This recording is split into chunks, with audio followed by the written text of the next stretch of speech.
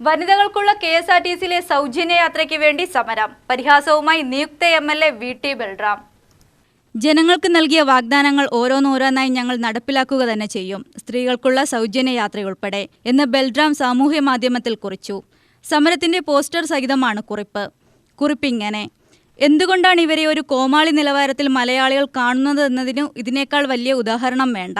സർക്കാർ സത്യപ്രതിജ്ഞ ചെയ്ത് അധികാരം ഏറ്റെടുത്താൽ മാത്രമേ നയപരമായ എന്തെങ്കിലും തീരുമാനമെടുക്കാനും ഉത്തരവിറക്കാനും കഴിയൂ എന്ന സാമാന്യ ബോധം പോലും BJPയുടെ നേതൃതലങ്ങളിലുള്ളവർക്കില്ലാതെ പോകുന്നത് എത്ര ദയനീയമാണ്.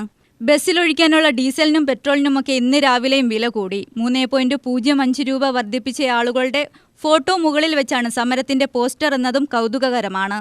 UDF സർക്കാർ അധികാരത്തിൽ വരുന്നത് കേരളത്തിൽ ഇന്നേവരെ ഉണ്ടായതിൽ വെച്ച് ഏറ്റവും വലിയ ജനപിന്തുണയുമായിട്ടാണ്. കുറച്ചുകൂടി നിലവാരമുള്ള, അല്പമെങ്കിലും സൃഷ്ടിപരമായ ഒരു പ്രതിപക്ഷമാകാൻ അപ്പുറത്തുള്ള എല്ലാ പാർട്ടികൾക്കും കഴിയട്ടെ എന്ന് ആശംസിക്കുന്നു, ബൽറാം പറഞ്ഞു. UTV news, Palakkad.